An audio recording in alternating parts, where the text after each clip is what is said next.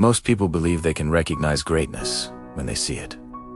A powerful leader, a brilliant mind, a wealthy giver.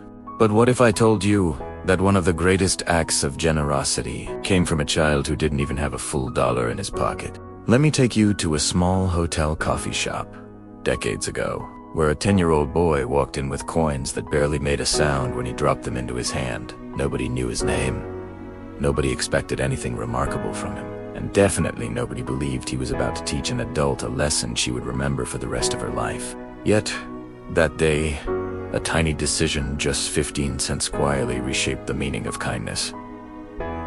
The boy sat alone at a small table, the kind of table people walked past without noticing. A waitress, tired from a long shift, placed a glass of water in front of him. She didn't know his story, and she didn't care at that moment because behind him stood customers waiting for seats, tapping their feet, staring at her for faster service.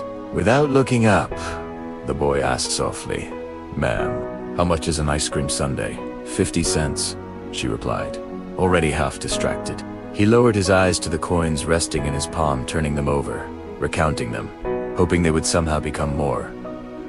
A moment later he asked, "And how much is just plain ice cream?" The waitress, a bit impatient now, said, 35 cents. Another pause, another quiet calculation from tiny fingers, sorting coins that felt too few. And then the answer you don't expect. "I'll have the plain ice cream, please." Not because he didn't want the sundae, but because he wanted something more important. The waitress delivered the bowl without much thought. No smile, no extra words. To her, he was just another customer who needed to hurry up. But to him, this small moment mattered.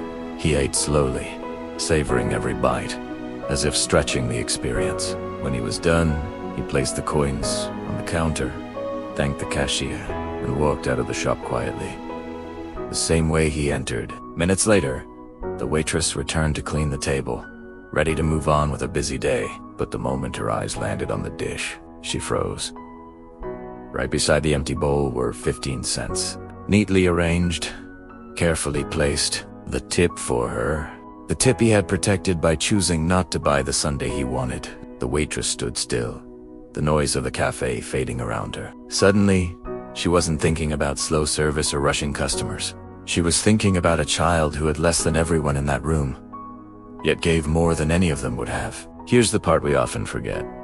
Generosity doesn't start when we have more. It starts when we choose to give, even when we feel we don't. That boy didn't tip her because he had extra money. He tipped her because he had extra heart. And this story forces us to ask ourselves a simple question. What am I holding on to so tightly that I'm forgetting to give? Maybe it's kindness.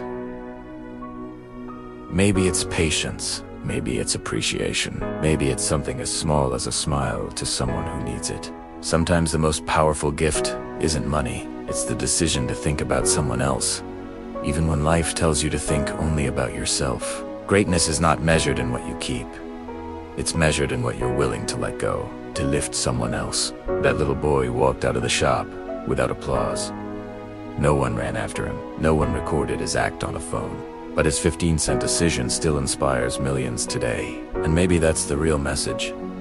Your kindness may be small. Your gesture may go unnoticed, but its impact can outlive you. The world doesn't change because of huge acts, it changes because of small hearts that choose goodness, even when no one is watching.